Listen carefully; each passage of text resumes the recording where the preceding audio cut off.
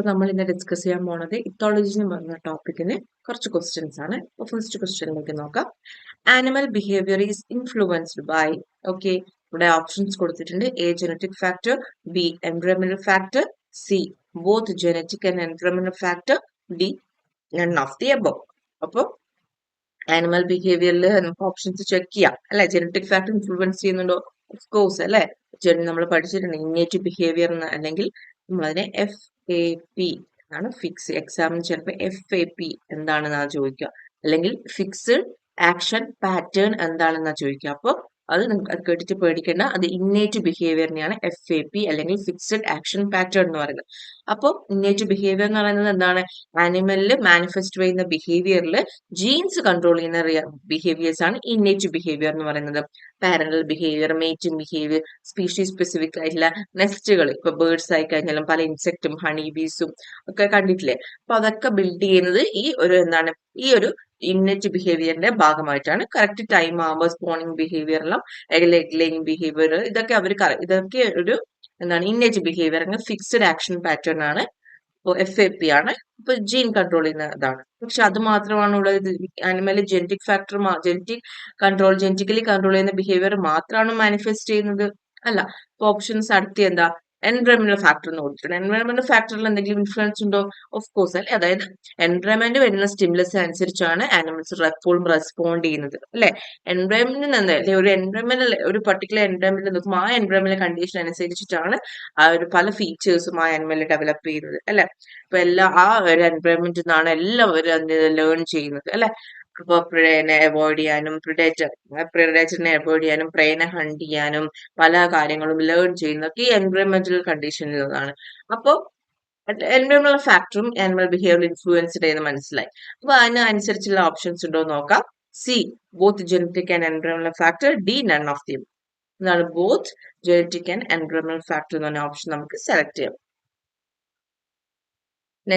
Next question എന്താ?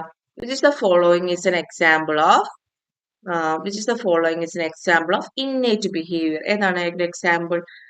A learning to ride a bicycle, B building a nest, avoiding a predator, solving a maze. അപ്പൊ innate ബിഹേവിയറിൽ തന്നെയാണ് അടുത്ത question വന്നിട്ടുള്ളത്. Innate behaviour അത് FAP ആണെന്ന് ഒന്നും കൂടി ഓർമ്മിക്കോട്ടെ. FAP എന്നായിരിക്കും മിക്കവാറും ക്വസ്റ്റ്യൻ പേപ്പറിൽ വരിക, അല്ലെങ്കിൽ ഫിക്സ്ഡ് ആക്ഷൻ പാറ്റേൺ. അത് ഇന്നേറ്റ് ബിഹേവിയറിനെയാണ് ഉദ്ദേശിക്കുന്നത് കേട്ടോ. ഇപ്പോൾ learning to ride a bicycle, building a nest, avoiding a predator, solving a maze. അപ്പോൾ ഞാൻ ഓൾറെഡി കഴിഞ്ഞ ക്വസ്റ്റ്യനിൽ പറഞ്ഞ പോലെ തന്നെ എന്തെങ്കിലും ഒരു പുതിയ എന്തൊരു കാര്യം പഠിക്കുന്നത്, ഇപ്പൊ ബൈസൈക്കിൾ റൈഡ് ചെയ്യാൻ എന്തുവാട്ടെ, അത് ലേൺ ചെയ്യുന്നത് ഒരു ലേൺ ബിഹേവിയർ ആണ് അല്ലെ.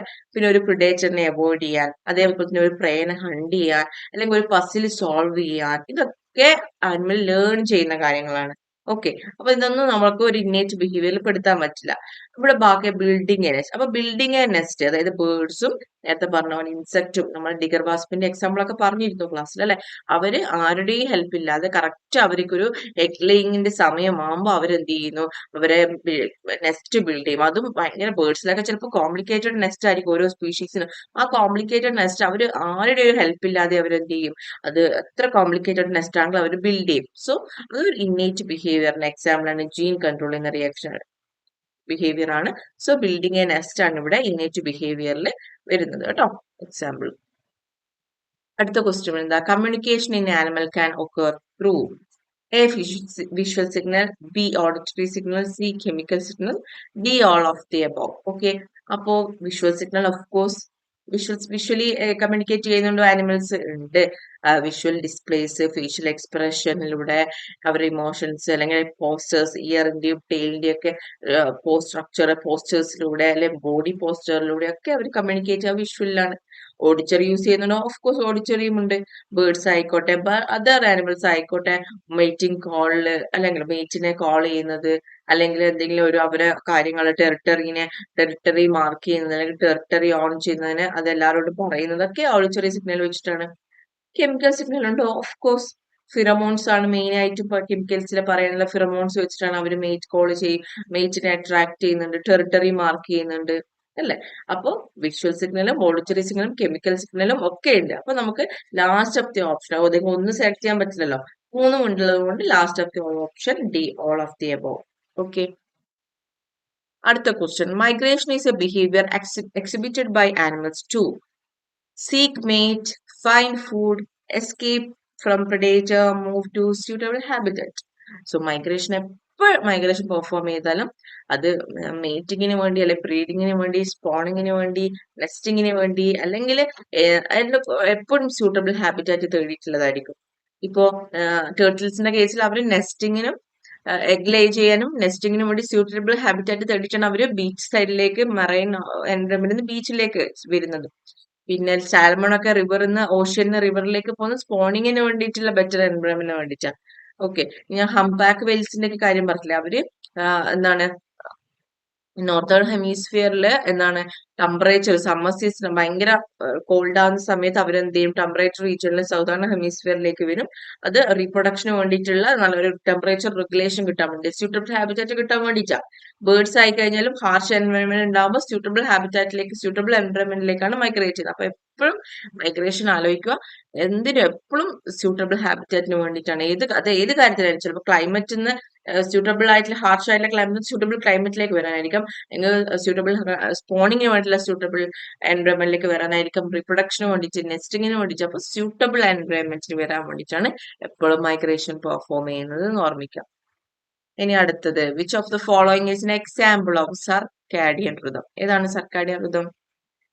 അപ്പൊ സർക്കാഡിയൻ ഋതത്തിന് എക്സാമ്പിൾ, അപ്പോൾ സർക്കാഡിയൻ ഋതം ഓർമ്മിക്കുക, നമ്മൾ പഠിച്ച കാര്യമാണ്, 24 hour പീരിയോഡിസിറ്റി ഉള്ളതാണ്.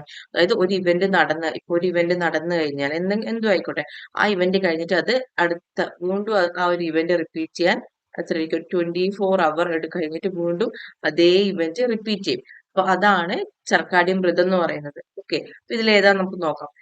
ഹൈബർനേഷൻ എന്നൊക്കെ പറയുന്നത് ആംഫിബിയൻസ് സമ്മർ സ്ലീപ്പ് ചെയ്യുന്നതാണ്. അത് വൺസ് ഇൻ എൻ ഇയർ ആണ്, ഒരിക്കലും 24 മണിക്കൂർ. ഇപ്പൊ ഇന്ന് ഹൈബർനേറ്റ് ചെയ്തിട്ട് അടുത്ത 24 മണിക്കൂർ വീണ്ടും ഹൈബർനേറ്റ് ചെയ്യില്ല അല്ലെ, അതൊക്കെ പീരിയോഡിസിറ്റി 1 year ഒക്കെ പീരിയോഡിസിറ്റി ഉള്ള കാര്യങ്ങളാണ്. ബേർഡ് മൈഗ്രേഷൻ ഒന്നുകിൽ once in an year, twice in year, അല്ലെങ്കിൽ ട്വൈസ് ഇൻ എൻ ഇയർ ആയിരിക്കാം. അപ്പൊ എന്തായാലും 24 മണിക്കൂർ ഇന്നിപ്പോ പോയി കഴിഞ്ഞാൽ ബേർഡ്സ് എന്തായാലും 24 മണിക്കൂറിനുള്ളിൽ വീണ്ടും മൈഗ്രേഷൻ സ്റ്റാർട്ട് ചെയ്യില്ല അല്ലെ, മൈഗ്രേഷൻ കംപ്ലീറ്റ് ചെയ്യാൻ തന്നെ കുറെ ദിവസങ്ങൾ എടുക്കും. അപ്പൊ അതൊരിക്കലും സർക്കാഡിയൻ ഋതമല്ല. പിന്നെ സ്ലീപ്പ് വേക്ക് സൈക്കിൾ എന്താണ്? നമ്മളിപ്പോ ഉണരുന്നു അല്ലെങ്കിൽ ഉറങ്ങുന്നു, അടുത്ത 24 hourനുള്ളിൽ ഉറങ്ങുകയും ഉണരുകയും ചെയ്യും അല്ലെ, സ്ലീപ്പ് ചെയ്യും വേക്ക് ചെയ്യുകയും ചെയ്യും. അപ്പൊ ഓഫ് കോഴ്സ് നമുക്ക് അത് പരിഗണിക്കാം അല്ലെ. Sleep wake cycle of course എന്താണ്, ഒരു സർക്കാഡിയൻ ഋതമാണ്. പിന്നെ ഒന്ന് ഓപ്ഷൻസ് ലാസ്റ്റും കൂടി നമ്മൾ ചെക്ക് ചെയ്യുക, ടെറിട്ടറി മാർക്ക്. അപ്പൊ അതും എന്താ സർക്കാഡിയൻ ഋതത്തിൽ വരുന്നത്. അപ്പൊ സ്ലീപ്പ് വേക്ക് സൈക്കിൾ ആണ് എന്തെന്ന് പറയുന്നത് സർക്കാഡിയൻ ഋതം എന്ന് പറയുന്നത്. Okay. Okay, thank you.